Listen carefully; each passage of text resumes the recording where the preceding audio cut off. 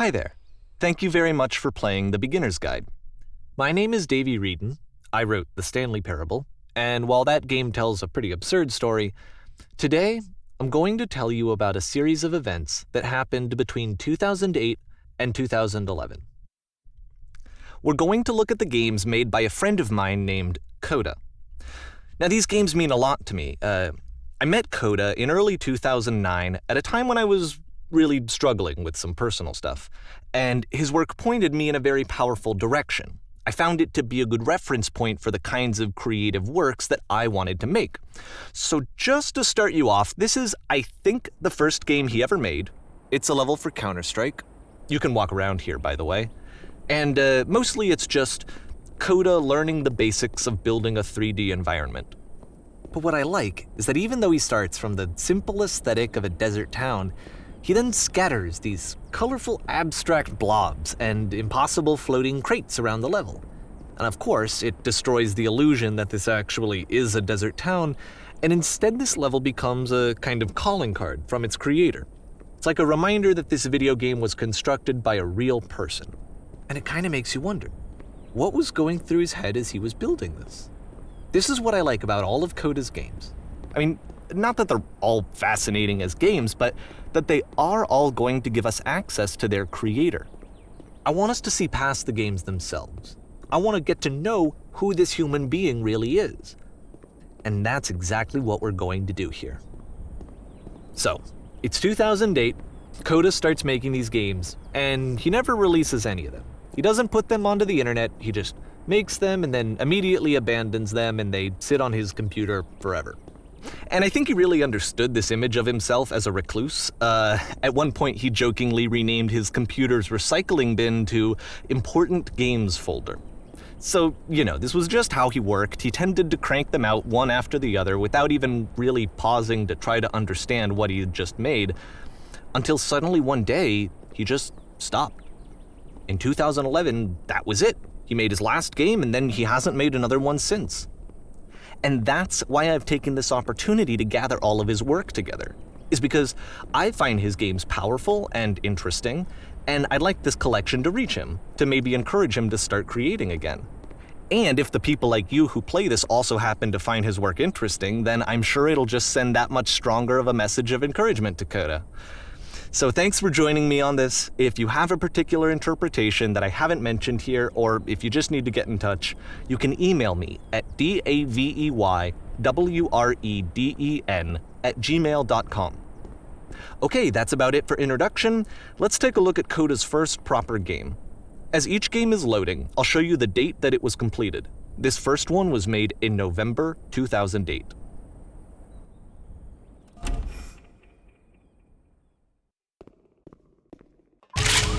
Warning. Whisper machine active. Shift destruction imminent. This game is called Escape from Whisper, and it's one of the more generic games you'll see from Coda.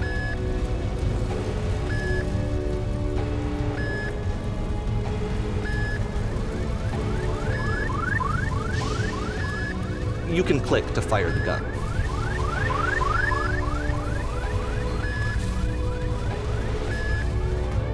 Security call breached.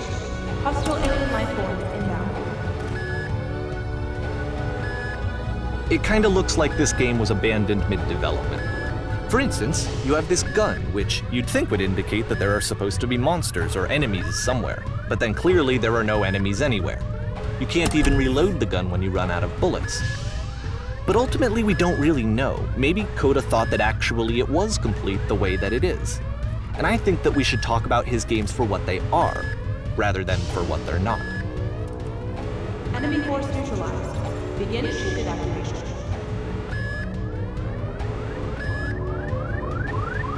I love how you can see the bottom of the universe from this room.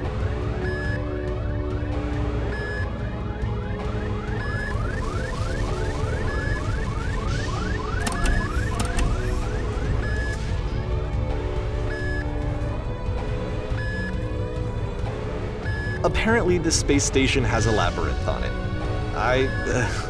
Sure, I don't know. There's really no reason for it that I've ever been able to discern, so in the interest of time, I'm just gonna skip you on past it.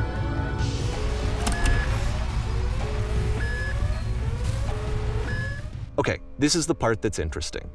The game has this narrative about the whisper machine and how it has to be turned off, and then you get to the engine room.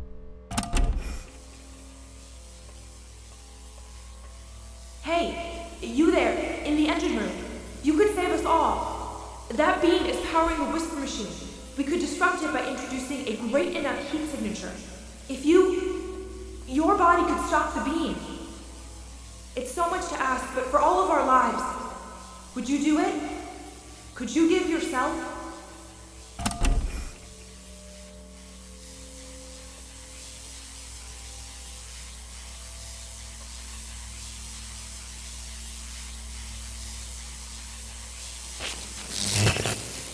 Let me pause here for a second. What you just experienced, stepping into the beam and then dying, is probably what Coda had initially intended when he was developing this level. But when he first compiles and plays it, something goes wrong. There's a bug somewhere. And this is what happens instead.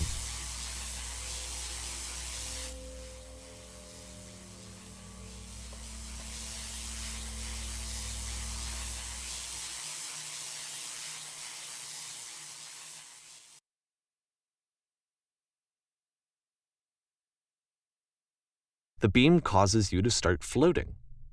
And this is an important moment for him. Because yes, this is technically a glitch, but Coda identifies something human about it, like how small it makes you feel in the face of this larger chaotic system. Or this floating could be the afterlife, a peaceful place, juxtaposed against all of the hysteria that you've just had to traverse. I don't even know. I have no idea what he was thinking, but what's clear is that after making this, something lodges itself in his brain. He wants to do more of these really weird and experimental designs. So he stops work on this and moves on to a stream of tiny little games that go in all sorts of directions. Let's go ahead and take a look at the first game he made after leaving this one behind.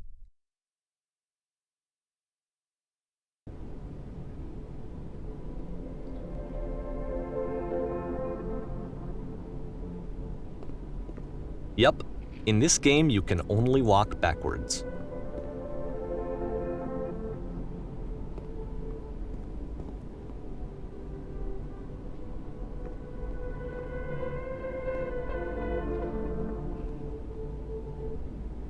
So it's a short and relatively minimalist experiment combining motion and narrative. It is less advanced than the previous game, but actually it seems to be more focused, more complete. Coda's trying to give it a unique voice rather than simply basing it on a pre-existing trope.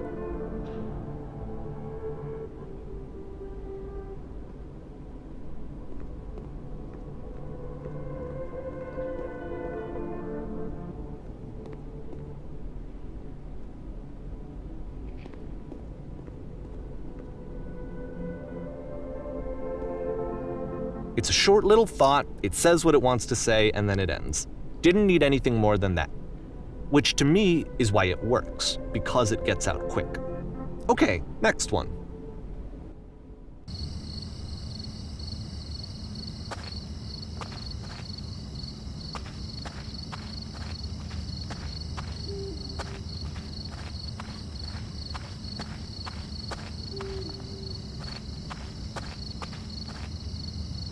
And that's it.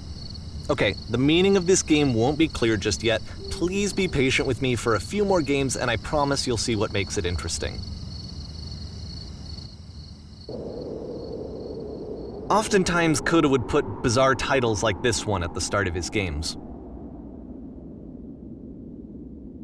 I wish I'd known him at the time that he was making these early games. He would really only talk to me about his work as he was making it. Once he stopped work on a game, that was it. It was dead to him. And I don't agree with that at all, but what are you gonna do?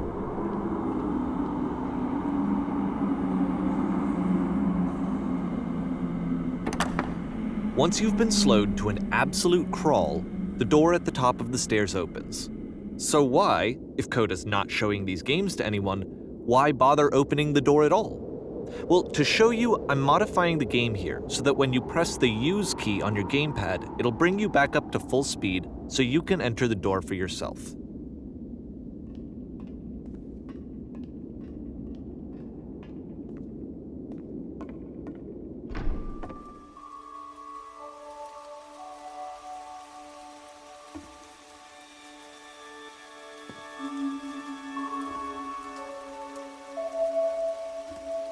A room that's warm and nice and filled with little ideas for games.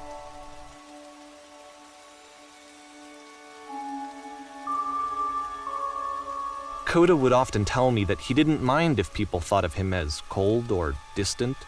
He said that he knew that he was actually a vibrant and compassionate person, but that it takes time to really see that. It can be a very slow climb to get there.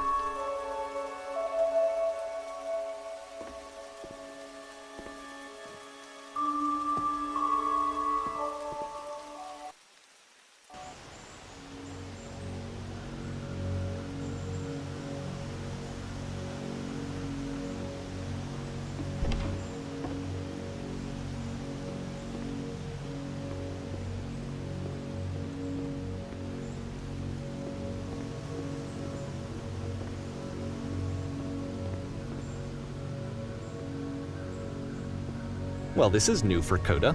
It's an actual puzzle. Go ahead and see if you can solve it.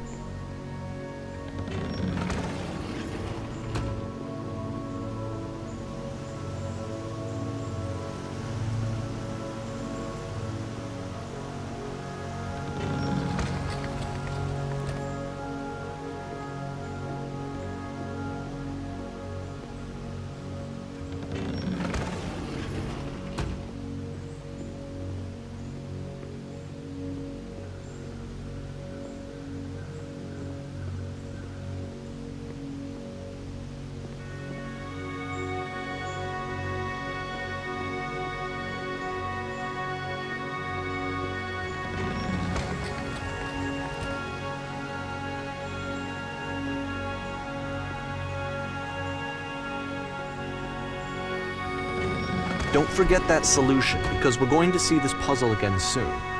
We're gonna see it a lot.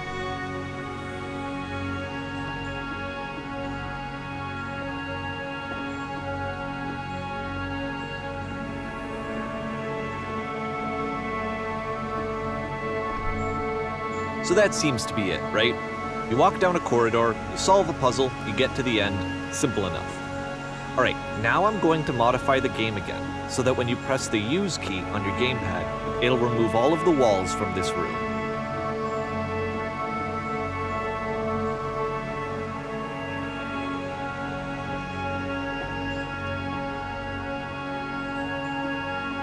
How about that? There was more to it than we had any way of knowing. I actually find it funny that this game comes after the Stairs game, since they essentially convey the opposite idea. So, in the Stairs game, a dull exterior concealed a rich interior. And then, in this level, a dull interior hides this fantastic outer world. Either way, I think that the point is the same, is that most of the time you don't get to know what you're missing, or even that you're missing anything. That's not your role as a player. So if your role here is not to understand, then what is it?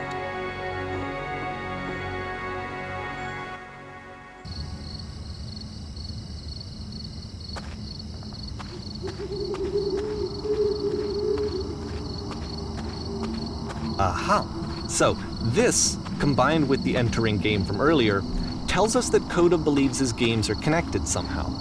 It could even be that the Stairs game and the puzzle game are literally connected in between this and the entering game. There's a bigger picture that all of his games are meant to play a role in, some larger meaning that we won't be able to grasp until we've seen all of them. And once we have, we can step back and start to understand what exactly that bigger picture is.